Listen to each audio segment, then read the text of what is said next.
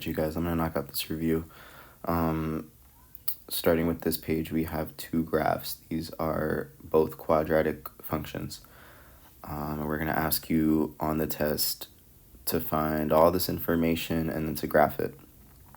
Right, so this first one, right, so you're going to see one or the other, either one in quadratic form like this first one in part A, or in vertex form in part B. Right, I'll show you how to find both of them. Right, but this was assessed on your quiz, right, so hopefully you guys are at least familiar with this. Starting with the vertex, right, this is in quadratic form, so it's in the form of ax squared plus bx plus c. All right, so to find your vertex, right, it's going to be an ordered pair, and you're going to use the formula x equals negative b over 2a to find the x coordinate of your vertex. All right, so in this case, a is going to be negative 1, b is going to be negative 4, c is going to be positive 1. Right, we only need b and a here, so I'm going to have x equals negative 4 over 2 times negative 1. And then you're going to get a positive 4 over negative 2, and it's going to be a negative 2 for your x coordinate, right? So I'm going to plug that in. Now to find the y coordinate, you're going to evaluate f of negative 2. All right, so you get negative 2 squared minus 4 times negative 2 plus 1, and so we get negative 4 plus 8 plus 1. Right, negative 2 squared gets you a positive 4, and there's a negative out front. And then negative 4 times negative 2 is going to get you a positive 8. And now you just evaluate this. Negative 4 plus 8 is going to get you a 4, and 4 plus 1 is 5. Right, so your vertex is going to be negative 2 comma 5. All right, and now for your axis of symmetry is always going to be the x coordinate of your vertex. So you get x equals negative 2. It always needs to be written as the equation of a line. So x equals, or you need that x equals in there. For your x-intercepts, right, I'm going to do this down here. You want to set your entire function equal to 0. All right, in this case, I'll let you guys know now, you should check and make sure that it's factorable. Right, this one is not factorable. Right, so this is going to be a little bit more of a challenging one because you can't factor it. I included this in here just to prepare you guys for any case that you might see, right? I'm not saying it is or isn't going to be on the test, but you should be prepared for anything, right? Anything quadratic formula is not going to be out of the question, right? It doesn't go away. So evaluate using the quadratic formula, x equals negative b, so negative 4 plus or minus the square root of b squared, so negative 4 squared, minus 4ac, 4 times negative 1 times positive 1, over 2a is going to be 2 times negative 1. All right, and so we get a positive 4, right, negative 4, plus or minus the square root of positive 16 plus 4 over negative 2. All right, and then we get 4 plus or minus the square root of 20 over negative 2, and you can simplify this a little bit more, right? The square root of 20 is going to become the square root of 4 and the square root of 5, and the square root of 4 is 2. So we get 4 plus or minus 2 square root of 5 over negative 2, and then you can cancel out the 2's everywhere, right? It's going to become negative 2. Right, negative 2 because 4 divided by negative 2 gets you negative 2. And then because this is a plus or minus, the sign doesn't really matter there. Plus or minus the square root of 5. All right, and that's your x-intercepts. And if you write it as an ordered pair, you'll get full points. Right, it doesn't matter if the plus or minus is still in there. And I think even we were a little bit generous on your quiz. That if you don't simplify it fully, so maybe something like this, maybe if you got to there, but you still wrote it as an ordered pair, then that's fine, right? But really, this is the fully simplified answer, and that's what it should look like. Your y-intercept is a lot simpler in quadratic form, right? In quadratic form, all you need to do is look at your c value, right? In this case, it's 1, so it's going to be 0, 1. And we do that because if you plug in 0 for x, all of this is going to cancel out. and you're only going to be left with a positive 1. Right, so it's a little bit of a shortcut. All right, your domain is always going to be negative infinity to infinity. And your range, this one's going to open downwards, right? If you didn't recognize that from your a value, then you would have recognized it when you went to graph it, right? So if it's opening downwards, you're going to start at negative infinity, and then the highest point that you reach is going to be the y-coordinate of your vertex, right? So negative infinity, comma 5, and you always have a bracket over it, right? There's always a value defined at 5 at your vertex, right? So you always want to put a bracket over it. And now we can start graphing. So negative 2 comma 5 is going to be somewhere up here. Your y-intercept at 1 is going to be right here. And then I'm going to use my axis of symmetry to plot another point on the other side of it. Negative 2 plus or minus the square root of 5. I don't know exactly where that's going to be, but that's fine, right? As long as there's at least a point somewhere, and it's consistent with the information that you find. Right? So you see that now that it's going to open downwards like that. So that's your graph. Be sure to plot the points that you use, right? So your vertex and your y-intercept. That's really all that you need to graph. Just because the x-intercepts are so strange to graph, you really just need your vertex, y-intercept, and make sure that it's the correct shape. Make sure it's the parabola shape and not like a V or something like that. All right. So we'll do the same thing with the next one. This one is in vertex form, right? So remember, something in vertex form is going to take the form of a x minus h squared plus k. Right, so you don't really need to do any work to find your vertex. It's already in the formula for you. Right, so x minus 1 is what's in parentheses. So the x coordinate is going to be 1. Minus 3 is on the outside. That's going to be your k value. So 1, negative 3 is your vertex. Right, no work needed. And your axis of symmetry, again, like before, is going to be the x coordinate of your vertex. It's going to be x equals 1. All right. And now for your x-intercepts, just like before, you're going to set your function equal to 0. So I'm going to go ahead and do 1/2 x minus 1 squared minus 3 equals 0. Right, and you want to get this x minus 1 squared by itself. Right, we want to solve this quadratic equation by taking square roots, right? So I think a lot of people are tempted to FOIL this x minus 1 squared and then try to get it into standard form, quadratic form. That might waste a lot of time, and it's a lot easier to get the square by itself and then take square roots, right? So we have right now 1/2 x minus 1 squared equals 3. Get rid of that 1/2 by multiplying by the reciprocal. So multiply by 2 on both sides. We get x minus 1 squared equals 6. And now we can just easily take square roots, and we have that square out of there. So we have x minus 1 equals plus or minus the square root of 6. Add 1 to both sides, and you get x equals 1 plus or minus the square root of 6. All right, so I'm going to go ahead and write that as an ordered pair, right? So just like before, you don't have to separate it and do 1 plus the square root of 6 comma 0, 1 minus the square root of 6 comma 0. You can just leave it like that as long as the plus or minus is there.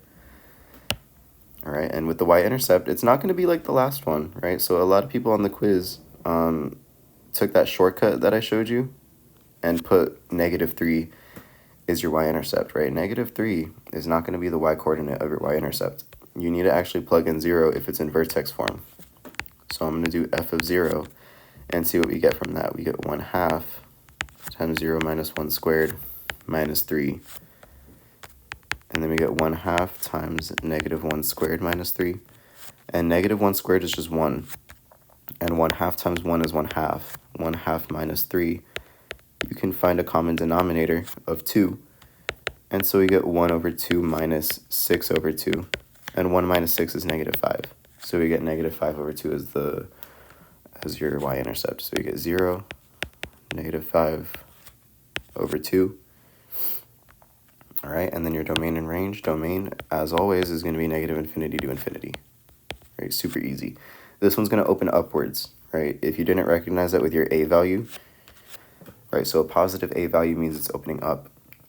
But if you didn't recognize that and you didn't remember, then if you graph it, you would see that it's going to have a smallest value at -3, and it's going to go up to infinity, right? So again, just like before, we're going to use the y-coordinate of your vertex. All right, so now when we go to graph it, 1, -3 is going to be down here. Your y-intercept at -5/2 is going to be right here, about. And then I can use symmetry to draw another point right there. And your x-intercept's somewhere, I don't know, over there. Right? It doesn't have to be super accurate as long as there's a point somewhere. Right? So I'm going to go ahead and connect the points. And we can see that this is a parabola opening upwards. And it's going to look something like that. All right, let's keep going. This is another kind of problem that you saw in your quiz, this one up here. Write the equation of a parabola in y equals a times x minus h squared plus k form. We give you a point, we give you a vertex. Right, so all you need to do, plug in the information that you have into this form right here, solve for a, and then plug it back in. A lot of you just left it. As soon as you plugged in your values, just left it alone. You need to solve for a and then plug it back in to get full credit. Right, so if it passes through 0, 9, that's going to be just a random x and y value. Your vertex is going to be your h and your k. Right, so I'm going to go ahead and plug the information that you have. Y is 9. A, we don't know a. X is 0. Minus -2 is going to be a plus 2, right, for your h. And then plus 5 for your k. And now let's simplify this. Let's evaluate whatever a value is, right? So let's subtract 5 to both sides, and then we're going to get 4 equals 0 plus 2 is 2. We get a times 2 squared, and then we get 4 equals a times 4, and then get rid of that 4 by dividing by 4 on both sides. So in this case, a equals 1. Now you plug that value back into your formula. Right, so it should be in the form of, it should be in this form that we ask of you, and you should have a y and an x in there, right? So y equals 1 times x plus 2 squared plus 5. And because it's a 1, you don't need to write the 1, right? So you can go ahead and erase that if you'd like, but this would be your answer, right? So again, a lot of you left it on the quiz like that, right? That is not complete. I didn't give any credit for that, right? Because you need to actually solve for your a value and then plug it back in. All right, and now this is newer stuff. So 3.2 starts number 3, right? So this is where we get into graphing other kinds of polynomials, right? So these are all polynomial functions. We start by stating the end behavior. If it's in standard form, or if you see terms, right, so even if it's not in standard form, like part B, for example, is not in standard form. Even if it's not in standard form, but you see terms, you're always going to look at your highest exponent and the coefficient in front of it, right? So this is our leading coefficient test. And for something like this one, part A, your highest exponent is 3, and your coefficient is 12, right? So this is an odd positive function, and that means your end behavior, one is going to go down, the other side is going to go up. Now, I had mentioned in class, odd is another word for like different or weird or kind of strange, right? So think of it as the sides have to go in different directions, right? So either like that, that's one scenario, or the other scenario is it goes up, left, and down, right? But either way, they have to go in different directions, right? So those are your two scenarios for when your degree is odd, right? This is odd positive, and then this is odd negative, right? So they have to go in different directions, and this is the one for what we have here, right? And that's fine. The arrows are fine. In words, this would be, you can say down left, up right. All right, and then let's look at the next one. All right, so this one as well, you're going to look at your highest exponent. Now, this one is not in standard form, meaning the highest exponent is not the first term that you see. So you're not going to look at this 8 and make your decision based on that, right? You're going to look at the highest exponent, and in this case, it's 5.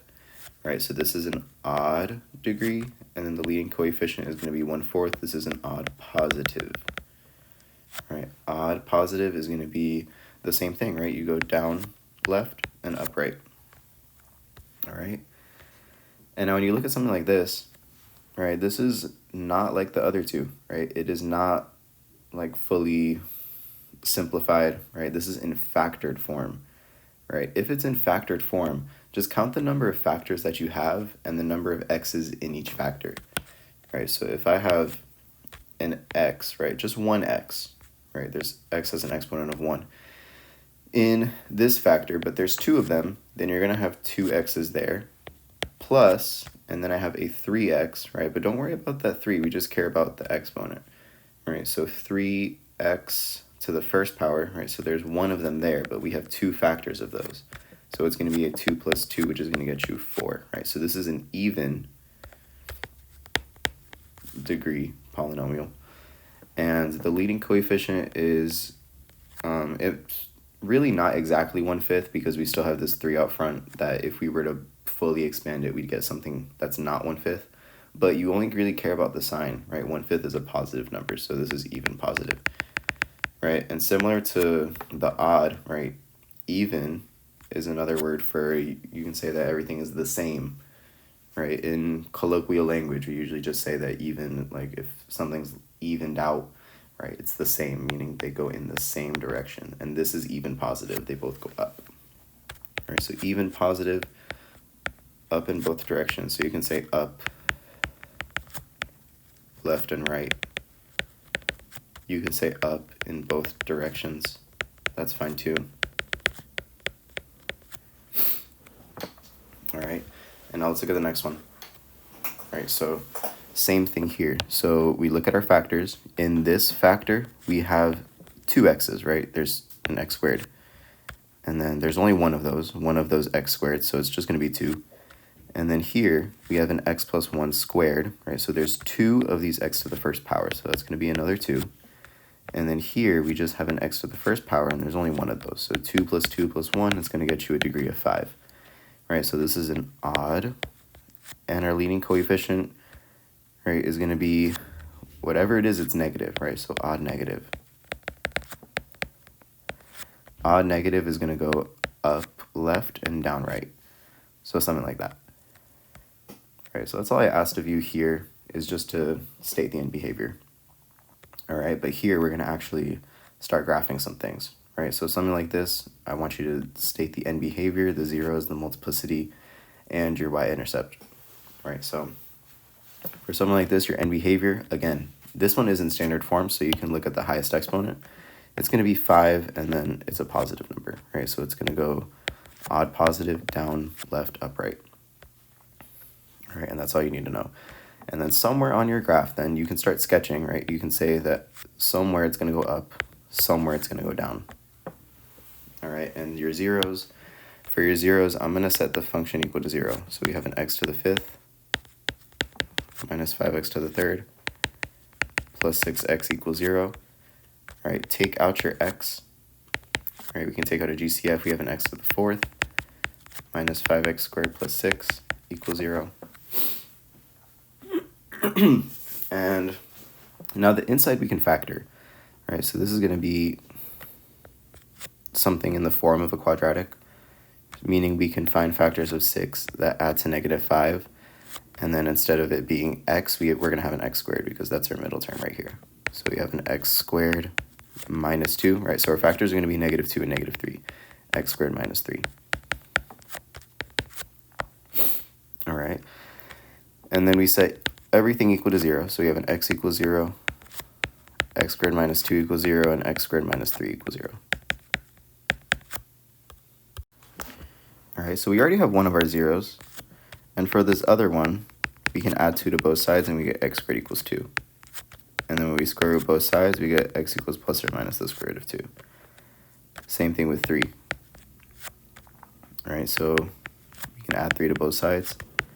We get x squared equals 3, square root both sides, and we get x is plus or minus the square root of 3. All right, so these are all of our zeros. X equals 0, plus or minus the square root of 2, plus or minus the square root of 3.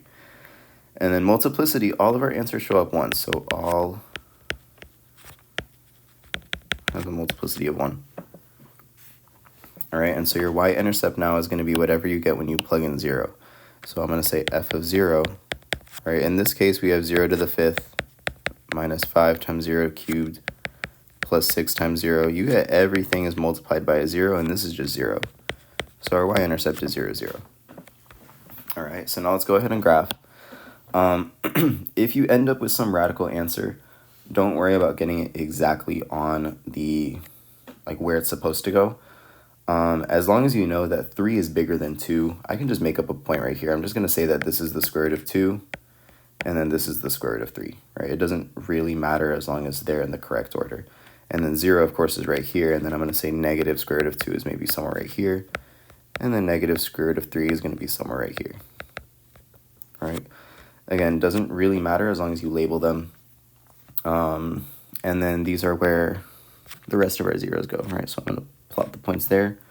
And now this is enough information to graph. So from our leftmost point, we know we have to go down because of our end behaviors. And from our rightmost point, I know I should go up forever, right? So we already accounted for our end behaviors. Everything has a multiplicity of 1, right? And 1 is an odd number. If everything has an odd multiplicity, that means you're going to cross at those points. And eventually we're going to have to come back down because we have to cross at negative 2. I have to come back up because we need to cross at 0. Come back down because we need to cross at the square root of 2. And then come back up because we need to cross at the square root of 3. All right, so it should look something like this. And you don't really know how high or low each of these little bumps go unless you plot more points.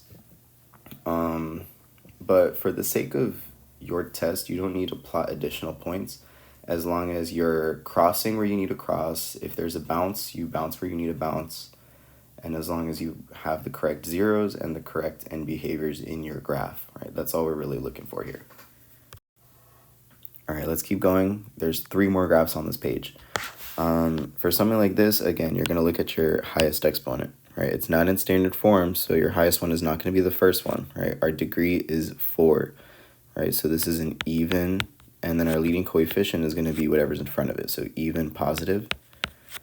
And so our end behavior, we're going to go up in both directions, right? So I'm going to go ahead and sketch those out, right? I know it should go up at some point like that.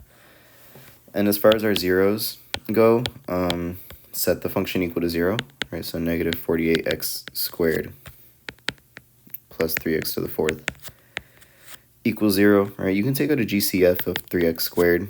You can take out a negative 3x squared if you want. Doesn't really matter.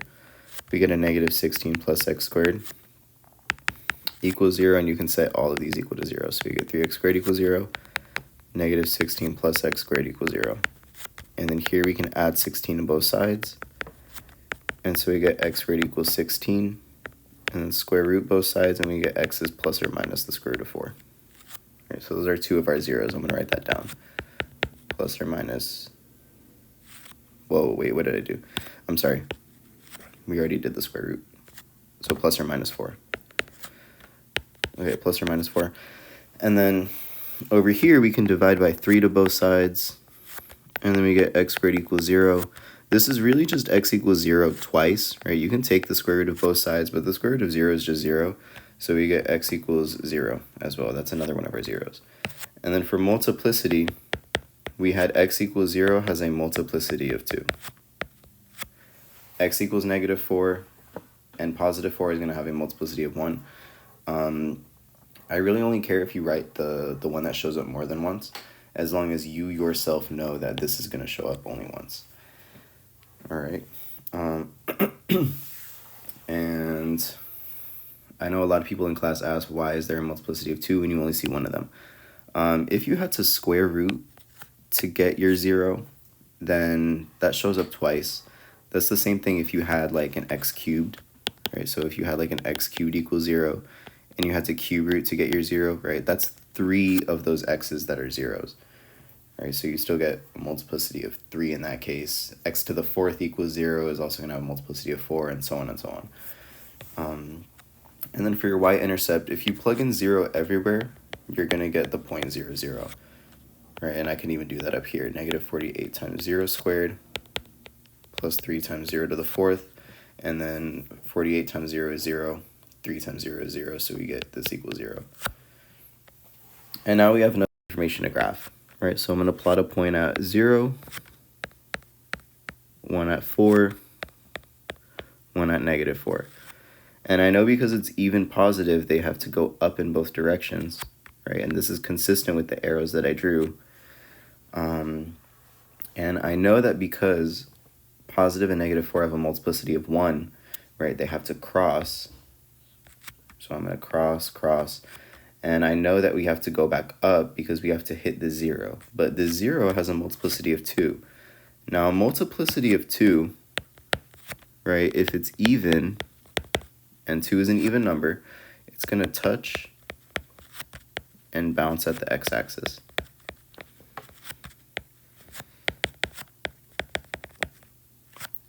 All right, so I'll show you what that means. It's going to touch, as you can see. We touch the 0, but we don't go through it like this, right? We don't go through it. We're going to go down like that. And then eventually we have to come back up because we need to cross over here again. All right, so it's going to look something like that, like a W kind of. And like before, you don't know how low it goes unless you pick another point in between, right? You don't have to do that for your test as long as you cross where you need to cross, as long as you bounce here at the 0, and then you come back up and cross again, and then your end behaviors are correct. All right? Okay, good. So now something for like part C. This is not in standard form, it's factored, right? So you need to count the number of x's that you have. You have 3 of them here, right? There's 3 x's, right? So that's 3. And then you have an x to the first, but there's 2 of these x to the first with in this factor, right? So it's going to be plus 2. And it's going to have a degree of 5, right? So it's going to be an odd, and then this 1/3 out front is positive. So odd positive is going to go in different directions. It's going to go down, left, and up, right? Right, and for your zeros, I'm going to do that down here. 1/3 x to the third times x minus 4 squared equals 0. If you don't like that 1/3 out front, you don't need to include it. You can get rid of it by multiplying by 3 on both sides, because then that 1/3 cancels out, and so you get x to the third times x minus 4 squared equals 0. And now you set your factors equal to 0. So you get x to the third equals 0, x minus 4 squared equals 0. All right, and so now when you go to do x to the third equals 0, right, this is similar to what I was saying in the previous problem. You have to cube root to get your 0.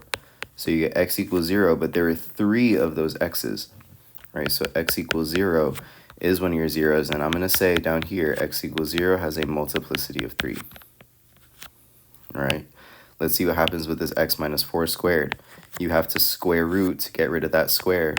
So we get x minus 4 equals 0.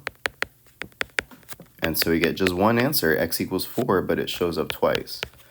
All right, so 4 is another one of our zeros, but I'm going to say x equals 4 has a multiplicity of 2. All right, and then just like before, if you plug in your y-intercept, you can verify this. You're going to get 0, 0. Or you're going to get 0 when you plug in 0 for x. But I want to talk about the multiplicity.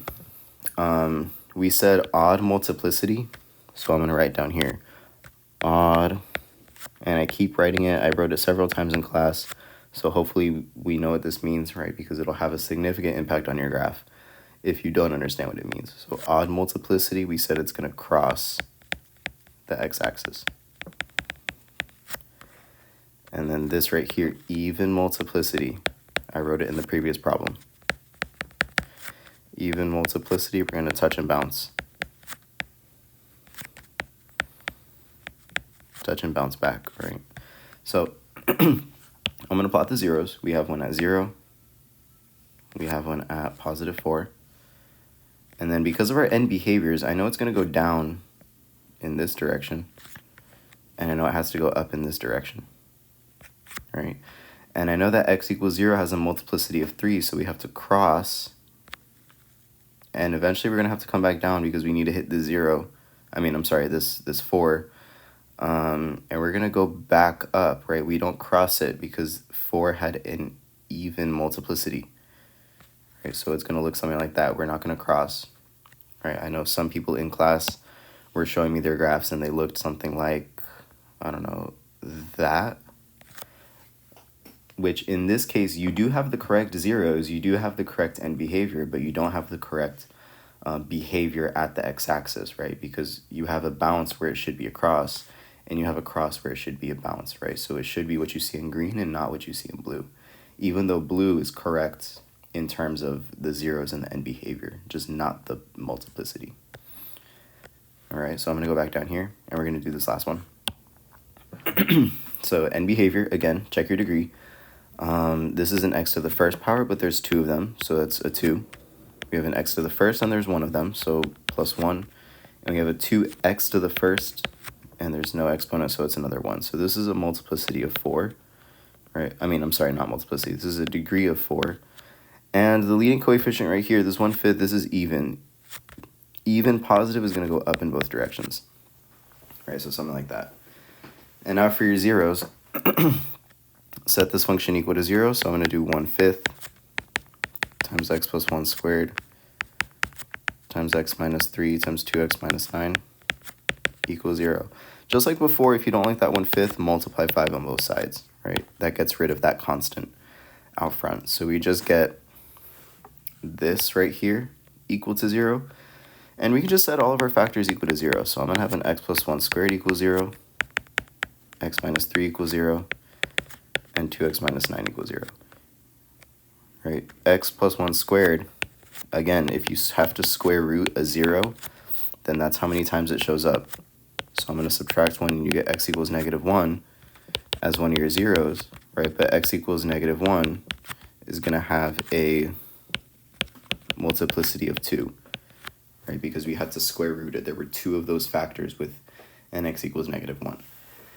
And then here you can add 3 to both sides. And so you get x equals 3. And here we can add 9 to both sides and we get 2x equals 9. Divide by 2 on both sides and we get x equals 9 over 2. All right, and your y-intercept here, if you plug it in, you're not going to get 0. Right, so plug in 0 for x. We get 1/5 times 0 plus 1 squared times 0 minus 3 times 2 times 0 minus 9.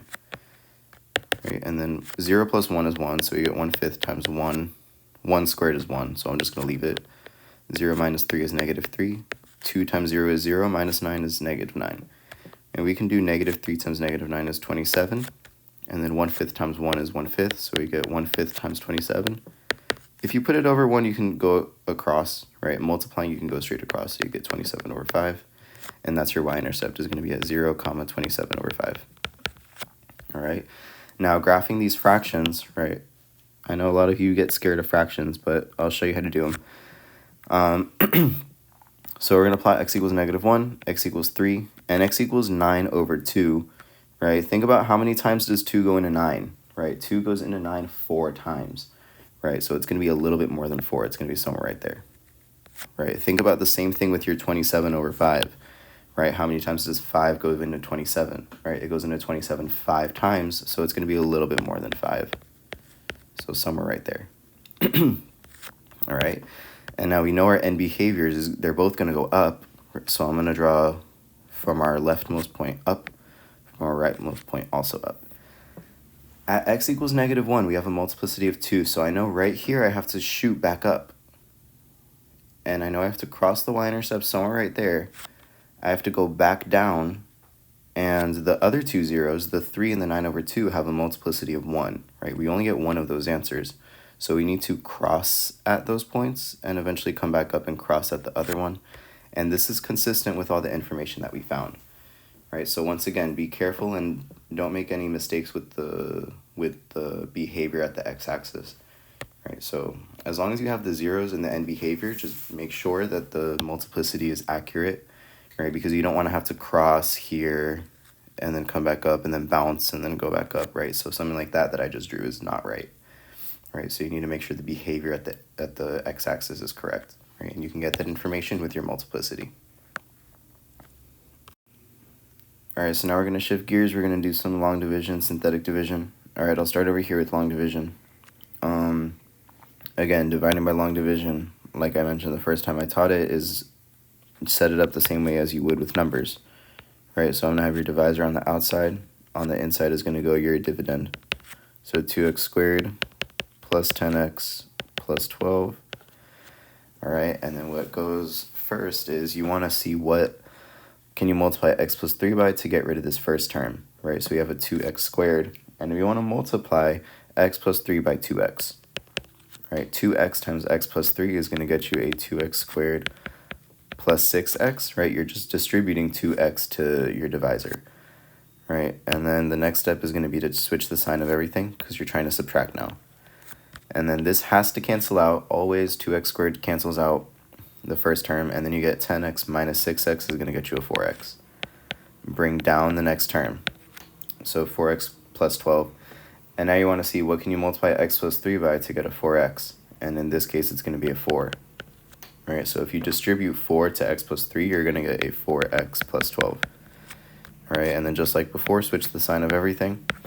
And then you end up with a remainder of 0, right? So if you get a remainder of 0, this is your final answer. So you can just say 2x plus 4 is your quotient. All right, same thing with the next one. Set it up the same way. I'm going to have a x plus 2 on the outside. On the inside, I'm going to have a 5x cubed. And then you should always have a placeholder for your x squareds, right? Anything that doesn't show up in your dividend, you should have a placeholder for. You can get away with not doing it here with long division. It just might get confusing, right? And I don't want to risk anyone getting confused on something that's, I feel, very simple compared to some of the other stuff that's in this review. So be sure to do a placeholder, right? You don't see an x squared anywhere in your dividend, so replace it with a 0. Right, and then after this is going to be a 6x. After this is going to be an 8. All right, and then repeat the process of just what can you multiply x plus 2 by to get a 5x cubed. In this case, it's going to be a 5x squared. So distribute 5x squared to x plus 2, and you're going to get a 5x cubed plus 10x squared. Right, so distribute 5x squared times x, 5x squared times 2. And now you subtract, change the sign of everything on the inside, right? So minus, minus.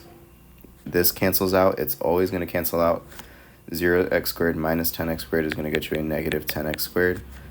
Bring down your next term of 6x, and then repeat the process. What can we multiply x plus 2 by to get a negative 10x squared? Right? That's going to be a negative 10x. So let's multiply negative 10x with x plus 2, and so we get a negative 10x squared minus 20x.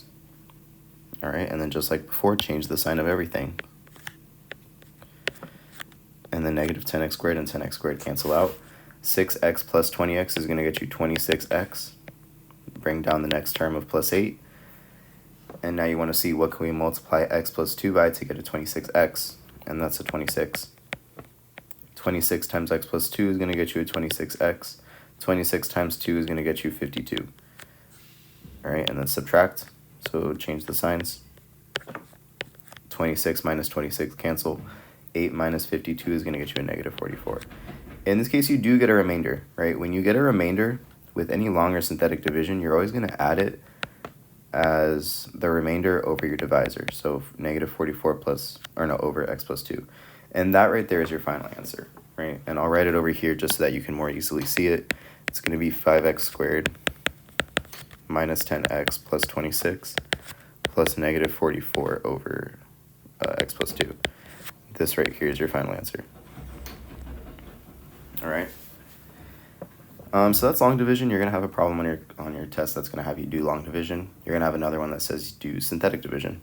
Right? So something like this with synthetic division, you always have a divisor in the form of x minus k.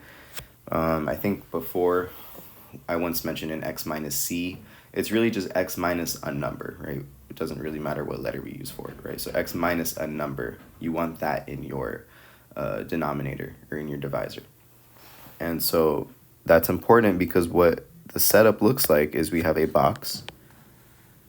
And in this box is going to go that number that you're subtracting, right? And you're subtracting a 4 here, so I'm going to put a 4 in that box.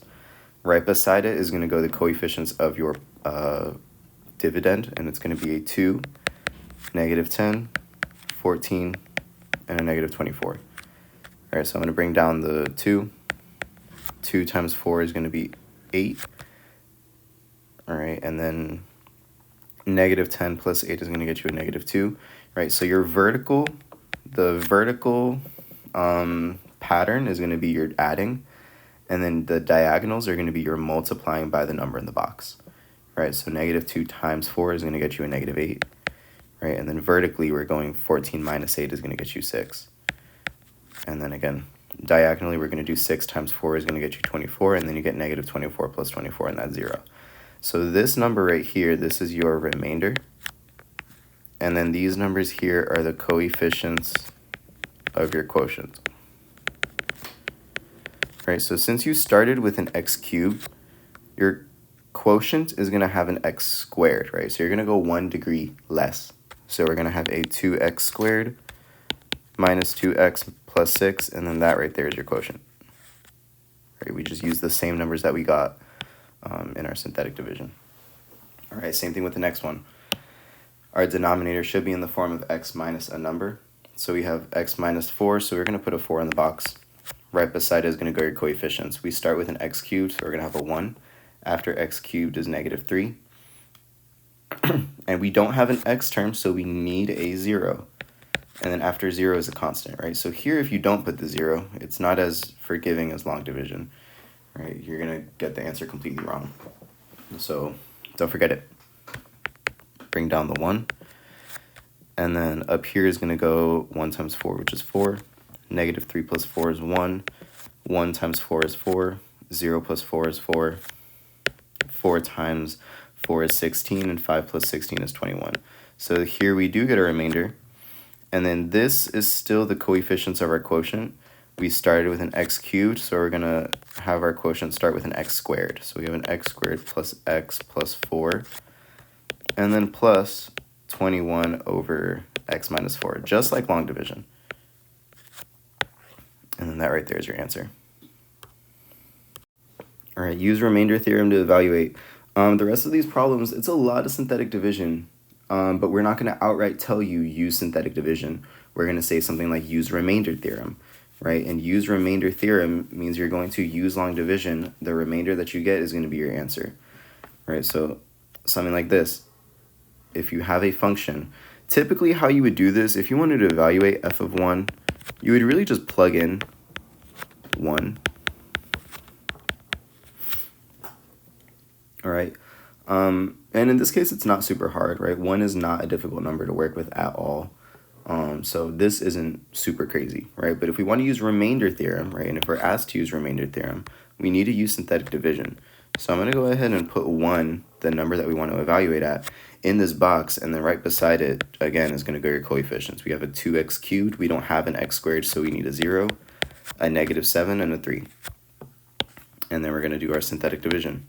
So bring down the 2. 2 times 1 is 2. 0 plus 2 is 2, and 2 times 1 is 2. Negative 7 plus 2 is negative 5, and negative 5 times 1 is negative 5. 3 minus 5 is negative 2. And then this right here is your answer. All right? And you can verify. You get the exact same thing when you do 2 times 1 cubed minus 7 times 1 plus 3. All right? This is just another way to get your answer. And it's actually very useful when you go to evaluate at values that are a lot more complicated than 1, and on functions that are more complicated than this. Right, so let's do the same thing with the next one. We're going to evaluate f of negative 2, so I'm going to put a negative 2 in the box. And then again, beside it is going to go the 2, the 0, negative 7, and the 3. All right, so I'm going to bring down the 2. And then diagonally is going to go 2 times negative 2, so negative 4. 0 minus 4 is negative 4, and negative 4 times negative 2 is positive 8. Negative 7 plus 8 is 1, and 1 times negative 2 is negative 2, and 3 minus 2 is 1. So your remainder is 1. That means f of negative 2 is 1. You can even verify. If you were to do 2 times negative 2 cubed minus 7 times negative 2 plus 3, you will get 1 as your answer. All right, this is just another way to get your answer. We can do the same thing here. All right, exact same thing, actually. So I'm going to put a 2. We want to evaluate at f of 2 in this box. And then beside it goes your coefficients. We have a 2. We don't see an x to the 5th, so we need a 0. right? We start with an x to the 6th, and then after 5th is going to be to the 4th, so we have a 3 there, right? We don't have an x cubed, so we need a 0, right? We do have an x squared, we can put a -1, right, since it's negative. We don't have an x term, so we need a 0. We do have a constant, so we're going to put a 3, right? So all those zeros need to be there in order to get your answer correct. I'm going to bring down the 2. 2 times 2 is 4. 0 plus 4 is 4. 4 times 2 is 8. 3 plus 8 is 11. 11 times 2 is 22. 0 plus 22 is 22. 22 times 2 is 44. -1 plus 44 is 43. 43 times 2 is 86. 0 plus 86 is 86. 86 times 2 is 172. And 3 plus 172 is 175. Right, so maybe some of those numbers you needed to do off to the side just to make sure that you get it correct. That's perfectly fine. But hopefully you can see that that's going to be much easier than if you were to plug in 2 and evaluate 2 times 2 to the 6 and so on. All right, and you can do the same thing with the next one, f of 1. So I'm going to put 1 in this box, and then all of my coefficients off to the side. So 2, 0, 3, 0, -1, 0, and 3. All right, bring down the first term. All right, and 2 times 1 is 2. 0 plus 2 is 2. 2 times 1 is 2. 3 plus 2 is 5. 5 times 1 is 5. 0 plus 5 is 5. 5 times 1 is 5. -1 plus 5 is 4. 4 times 1 is 4. 0 plus 4 is 4. 4 times 1 is 4. And 3 plus 4 is 7. All right, so your remainder is 7. That means f of 1 is 7. All right, so hopefully you can see that's not super difficult. You just need to understand what the question is asking. All right. And then number 8, these are more problems where you're going to have to use synthetic division. But again, you don't see anywhere in the directions use synthetic division. You should know to use it. So if we're asked to determine if the following are factors, right, this is factor theorem, right? And I taught this in those same notes as your long and synthetic division. Those are towards the very end. Basically, what you want to know is if you perform synthetic division with the given factor and you get a remainder of 0, then that means that it is a factor. All right, so let's test that out. So x minus 1. Again, with synthetic division, you always need something like x minus a number, right? And in this case, if you see plus 1, that just means that number is going to be a -1, right? Because x minus -1 is going to get you an x plus 1, right? So really, you're just using the opposite sign of what you see. All right, so I'm going to put a -1 in that box. And then beside it is going to go the coefficients of your function. So 2, 1, -5, and 2. Bring down the 2. 2 times -1 is -2. 1 minus 2 is -1. -1 times 1 is 1. -5 plus 1 is -4. -4 times -1 is 4. And 2 plus 4 is 6. Right, so we don't get 0. Right, this doesn't equal 0. So what does this mean? X plus 1 is not a factor. Only if it equals 0, your remainder, then it is a factor. Let's try the same thing with the next one. X minus 1 is going to get you a positive 1, right? So again, use the opposite sign of what you see in your factor. And then we're going to do 2, 1, -5, and 2. Bring down the 2. 2 times 1 is 2. 1 plus 2 is 3. 3 times 1 is 3. -5 times, or plus 3 is -2. -2 times 1 is -2, and we get a remainder of 0. All right, so this means this is a factor. Right, and that's all we're asking of you here. All right, now on this very last page, we're telling you that you have a factor /0, and you want to find all of the remaining factors /0s, right? So in this first one, we're given that x equals -3 is a 0, right? So like I said, and I mentioned this when I first taught factor theorem, is that if you're given this, x equals -3, and I'm going to write this is a 0, this is the same thing as saying x plus 3 is a factor. Right, so be careful with the signs. A lot of you will use the opposite sign because you've used the opposite sign before. You're not always going to use the opposite sign. Right, here we're going to use that -3 because they're telling us that that's a 0. If I was given a factor, that's when you would use the opposite sign. Right, so something like this one. x plus 6. This is a factor. This is not a 0.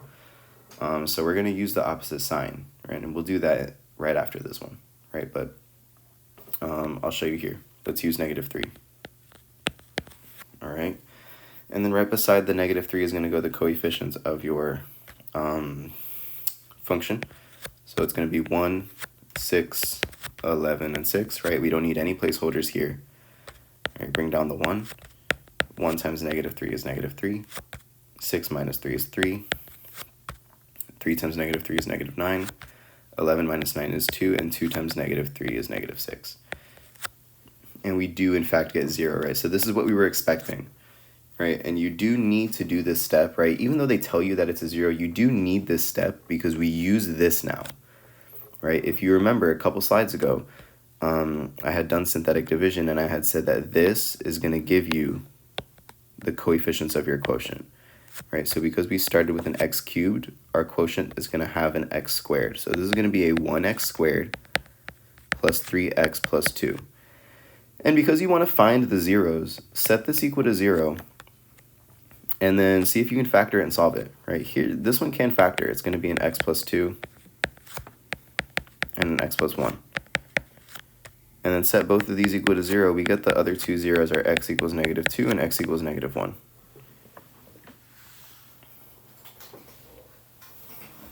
All right, that's all you need to do. The actual math isn't super hard. It's just if you didn't know to set it up using synthetic division, then you would have been completely lost, right? So as long as you understand that, you shouldn't have a hard time with this problem, right? Same thing with the next one. We're given x plus 6 is a factor, so we're going to use -6 in our synthetic division, right? We want to use the opposite sign if we're given a factor. And then we're going to use a 1. We don't see an x squared at all. We're going to replace it with a 0. Don't forget that placeholder. And we're going to have a -52 and a -96 right beside it. And then we do our synthetic division. Bring down the 1. 1 times -6 is -6. 0 minus 6 is -6. -6 times -6 is positive 36. And -52 plus 36 is -16. -16 times -6 is positive 96. And we do, in fact, get 0. All right, so we know that this is a factor. All right, and now we can use these numbers as the coefficients of our quotients. And just like before, we know that we have an x cubed, our quotient should have an x squared, right? 1 degree less. So x squared minus 6x minus 16 equals 0. And this can factor, right? So we need factors of -16 that add to -6. And that's going to be x minus 8, x plus 2, right? So these are our factors. And now for our zeros, we get x equals 8 and x equals -2, right? So that part wasn't super hard, right? Not hard at all, actually, if you know how to factor. Just the only difficult part may be knowing to do this, right? So just get familiar with how the questions are asked, right? We're giving you a factor and a 0, and we want to find the remaining. We don't tell you to do these steps, but you should know how to do them. And if you do, it'll be a piece of cake, right? It'll be super easy. And that's your entire review. That covers everything that's going to be on your test. I don't believe I missed anything, but of course, if you have any questions, reach out.